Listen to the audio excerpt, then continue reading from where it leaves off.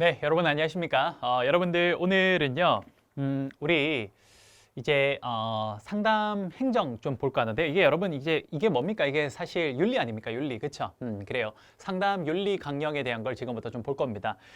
근데 여러분, 일단 여기부터 먼저 좀 할게요. 뭐냐면 그 사실 저는요, 그래요. 저는 이제 저도 예전에 여러분들처럼 학생일 때가 있었잖아요, 그쵸?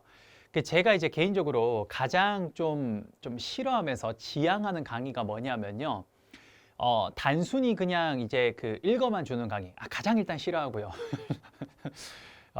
그래요. 뭐 그런 강의가 근데 제 생각보다 좀 제법 많죠. 예, 그래요. 그런 그런 강의를 좀 저는 지향하는 편입니다. 하기 좀 그런 거는 가급적 하면 안 된다고 생각을 해요. 그래 그거고 제가 굉장히 추구하는 강의가 뭐냐. 그 좀 친절한 강의를 굉장히 좀 선호해요. 친절한 강의를. 그래서 그 왜 이런 현상이 발생했는지를 그 이면부터 쭉 설명을 하면 그러면 이 현상이 정말 좀 쉽게 이해가 되거든요. 그래서 좀 가급적 제가 좀 힘들더라도 이런 것들을 좀 풀어서 설명을 하려고 노력을 많이 합니다. 그리고 만약 그게 어떻게 풀어낼 수 있는 방향이 아니다. 그러면 그런 거를 어디에 좀 빗대어서 설명하려고 많이 해요. 어떤 사례나 혹은 어떤 우리가 친숙하게 알고 있는 어떤 그런 내용들에 빗대어서 설명을 많이 하려고 해요. 제 나름 어쨌든 강의를 늘 좀 준비하는 어떤 저만의 좀 뭐라 해야 될까요? 그 방법들인데 제가 지금 서두에 이런 이야기를 왜 하냐면요. 제가 이제 항상 강의를 할 때 가장 좀 강의하기가 참 마음이 아픈 그 과목들이 이거예요. 윤리나 법. 그렇죠. 사실 그 법도요. 법도 이제 노동관계 법규나 이런 것들은 우리가 이제 법이라는 게 실제로 어떻습니까? 우리 이 인간 세상에서의 최소한 이런 말 많이 하거든요. 저도 이제 친구들 중에 법 쪽에서 일하는 친구들이 많은데 그러니까 이 친구들한테 법적으로 이제 제가 상담을 받거나 혹은 이제 뭐 술 한잔 먹을 때 이야기를 해보면 그 친구들이 하는 말의 뉘앙스를 가만히 들어보면 정말 그 말이 딱 맞는 것 같아요. 우리 법이 뭡니까? 법을 한마디로 정의하면 이렇게 표현 많이 해요. 뭐라고 하냐면 법은 최소한의 도덕이다. 그래, 그런 얘기를 해요. 저는 예전에는 이 말을 들었을 때 사실 이게 무슨 말인가? 이런 생각을 했는데, 사실 요즘 그런 걸 좀 많이 느껴요. 많이 느끼고, 그리고 친구들의 그 어떤 클라이언트의 어떤 그런 것들을 좀 이야기를 들어보면, 충분히 진짜 법은 최소한의 도덕으로 가야 되는구나라는 걸 좀 많이 느껴요. 근데 어쨌든, 도덕입니다. 말 그대로 법도 하나의 최소한의 도덕 아닙니까? 그렇죠? 그럼 그게 나타나는 데에는 나름 이유가 있어요. 그런 법이 법으로 조례가 됐을 때에는 나름 그 이면에 왜 그런 일이 발생했는지에 대한 나름의 어떤 그런 상황들이나 혹은 환경적인 요인들이 반드시 있습니다. 그렇죠? 세상에 원인 없는 결과는 없거든요. 저는 항상 그렇게 믿어요. 그래요. 그러니까 사실 법도 그리고 이 윤리도 어찌 보면 왜 이런 강령들이 나왔는지를 제가 설명을 할 때 그 이면에 있는 것들을 이게요. 예를 들어서 나중에 이런 게 있을 겁니다. 뭐 내담자와의 어떤 비밀 보장을 할 때 뭐 이러이러할 때는 하면 안 됩니다. 뭐 대표적으로 이런 거예요. 내담자가 살인을 하려고 한다거나 혹은 내담자가 어린이를 유기하려고 한다거나 뭐 이런 상황일 때는 비밀 보장 예외 원칙이 사실 성립이 됩니다. 근데 그게 왜 그런지 사실 그 몇 가지의 사례들이 있었어요. 그러니까 그런 것들 때문에 이런 경우에는 비밀 보장의 예외 원칙입니다라고 이야기를 하는 거죠. 그 뒤쪽에 있는 그런 사례들을 알고 보면 정말 재밌고 쉽게 이해가 되긴 할 겁니다. 근데 그렇게 하기에는 우리의 수업 목적에는 좀 적합하지 않은 강의 같아요. 무슨 말이냐? 아시겠지만 우리가 사실 어떤 이런 그 학자가 되려고 하는 건 아니잖아요. 우리가 상담의 어떤 학자가 되려고 하는 게 아니라 우리가 이 시험을 통해서 우리가 지금 바라는 건 그런 게 아니잖아요. 그렇죠? 그러다 보니까 시험을 합격하는 게 우리는 가장 주된 목적이다 보니 좀 거기에 수업 목적 적합하게 일단 강의를 해야 되지 않을까 싶습니다. 그러다 보니까 윤리 강령과 법규 같은 경우는요. 제가 어떤 식으로 좀 강의를 할 거냐면 여지껏 우리 시험에 나왔던 기출 문제들을 쭉 분석을 해봤을 때 각종 법령과 혹은 윤리 강령에서 잘 나왔던 조문들이 있습니다. 그렇죠? 그런 문장들 그것들이 뭔지를 체크하는 중심으로 갈 겁니다. 이해되십니까? 그래요. 정말로 정말 제가 시간적 여유가 되고 또 우리 이 시험 자체가 뭐 대학원이나 박사가 되는 이런 과정이라면 저 역시도 참 재미있게 그 뒤쪽에 있는 어떤 사례나 그런 원리나 환경에 대한 설명을 하면서 왜 이런 것들이 나왔는지를 설명하면 너무나 좋을 것 같습니다만 그게 현실적으로는 좀 적합하지가 않다. 이해 좀 되십니까, 여러분들? 그래요? 제 마음을 조금 이해하시겠어요? 네, 그래요. 그래서 저는 이 윤리 파트랑 그다음에 법적 파트는요. 전부 다 좀 잘 나왔던 것들 위주로 제가 이런 게 잘 나왔습니다라고 좀 찝어드리는 정도로 같이 갈 겁니다.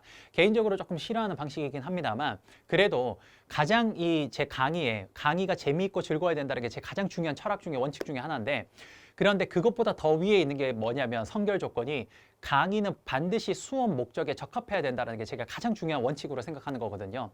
그래서 재미있게 즐겁게 하는 거 좋습니다. 하지만 우리 수업의 목적 적합하지 않다면 그건 잠시는 좀 내려놔야 되지 않을까 싶거든요. 그러니까 여러분들 제가 이 파트는 잘 나오는 것들 좀 줄 그어주세요라고 하면 그 부분만 줄을 그으면서 그 파트를 자주 읽어주시면 됩니다. 제 말 무슨 말인지 알겠죠? 시험에 잘 나왔던 부분들을 제가 줄을 다 그어드릴 거예요. 그럼 그거를 자주 읽으면서 이 말이구나 그냥 익숙해지면 충분히 시험에서는 딱 보고 골라낼 수 있습니다. 제 말 이해되십니까? 그래요. 자, 그러면 지금부터 한번 해보도록 할게요. 첫 번째 1번 원칙 들어가겠습니다. 자, 직업 상담사의 윤리 강령의 첫 번째 1번 원칙에 잘 나왔던 부분 줄을 긋겠습니다. 어디냐? 자, 여기입니다. 여기네요. 자, 거기부터 카운슬러는 자기의 도움을 청하는 내담자의 복지를 보호한다. 오케이, 여기까지. 이게 잘 나왔던 거예요. 자, 카운슬러는 자기의 도움을 청하는 내담자의 복지를 보호한다. 여기 줄을 긋고요. 그 다음 또 어디 줄을 긋냐? 여기 줄을 긋게요. 동료의 관심 및 사회 공익을 위해서 뭐 해야 됩니까? 네, 최선을 다해야 됩니다. 줄을 긋겠습니다. 됐죠? 오케이. 두 번째, 개별 원칙의 사회관계 원칙과 그 다음에 두 번째 전문적 태도가 있는데 사회관계 원칙은 일단 넘어가고 거기는 크게 잘 나온 게 없어서 전문적 태도에서 줄을 하나 긋겠습니다. 첫 번째 줄 여기서부터 줄을 긋게요. 자, 저기 카운슬링에 대한 이론적 경험적 훈련과 지식을 갖추는 것을 전제로 한다. 그렇죠. 당연히 카운슬링하는 그 컨설턴트, 즉 뭡니까 상담사는 이론적 경험적 훈련과 지식을 갖춰야 되죠. 이것도 전문직이니까, 그렇죠? 그래요. 여기까지 줄을 긋도록 하겠습니다. 그다음 어디 줄을 긋냐면요. 그렇죠. 여기 세 번째 땡이 있는데 여기다 한번 끌어볼게요. 어디냐? 만일 다음부터. 만일 어디? 여기. 오케이.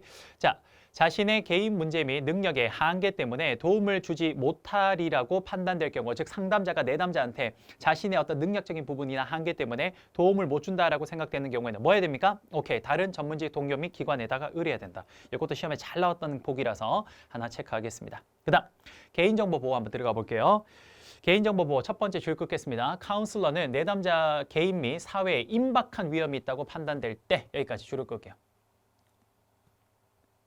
요때에만 뭡니까? 예외 현상이 발생합니다. 그래서 나중에 우리가 여러 가지 예외 현상들은 대부분 임박하고 긴박한 상황들이 많이 나와요. 오케이? 자, 거기 일단 줄을 끊고 그 다음 또 어디 줄을 끊냐면 세 번째 줄 여기는 다 끊겠습니다. 자, 볼게요.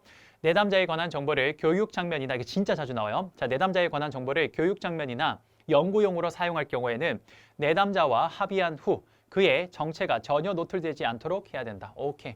어떻게 시험에 자주 틀린 보기로 나오냐면 내담자에 관한 정보를 교육 장면이나 연구용으로 사용할 경우에 내담자와 합의한 후 뭡니까? 그의 정보를 노출해도 된다 이렇게 나옵니다. 아니요. 합의한 후에도 뭡니까? 정체가 노출되지 않도록 해야 됩니다. 개인정보를 보호해줘야 돼요. 오케이? 됐어요. 자, 여기다 줄을 하나 끌게요. 그 다음 내담자 복지. 자, 첫 번째 땡 다 줄 긋겠습니다. 아주 중요한 말이네요. 카운슬러는 카운슬링 활동의 과정에서 소속 기관 및 비전문인과의 갈등이 있을 경우 내담자의 복지를 최우선으로 고려해야 됩니다. 오케이, 이게 정말 중요한 거예요. 내담자의 복지를 우선적으로 고려하고 자신의 전문적 집단의 이익은 부차적인 것으로 간주한다. 다 줄을 긋겠습니다. 아주 잘 나오는 거. 자, 그 다음 5번의 카운슬링 관계에서 세 번째 땡에 줄을 긋겠습니다. 카운슬링 여기. 카운슬러는 내담자가 이해 수용할 수 있는 한도 내에서 카운슬링 기법을 활용해야 됩니다. 오케이. 그래서 이거 어떤 거 나오냐면요. 내담자가 이해할 수 없어도 뭡니까? 가장 최신 기법과 뭐 이런 것들을 활용한다. 이렇게 틀린 보기로 자주 나옵니다. 오케이? 아닙니다. 무조건 최신 기법을 하는 게 아니라 내담자가 이해할 수 있는 수용 한도 내에서 해야 된다라는 거 줄을 끌게요. 그 다음 여섯 번째 타 전문직과의 관계에 줄을 긋겠습니다. 첫 번째 땡에 카운슬러는 상호 합의한 경우를 제외하고는 타 전문인으로부터 도움을 받고 있는 내담자에게 카운슬링을 하지 않는다. 이것도 틀린 보기로 어떻게 나오냐면 이렇게 나와요. 카운슬러는 상호 합의한 경우가 아니더라도 타 전문인으로부터 도움받고 있는 내담자가 도움을 요청을 하면 뭡니까? 상담을 해줄 수 있다. 이렇게 나옵니다. 틀린 거예요. 오케이? 오케이. 그것도 하나 체크하도록 하죠. 자, 그 다음 심리검사에서 첫 번째, 두 번째는 넘기고 세 번째 평가 과정의 윤리적 고려 사항에서 마지막 여기 줄을 긋겠습니다. 마지막 여기 검사 결과로 피검자가 차별화되어서는 안 된다. 줄을 긋겠습니다. 오케이.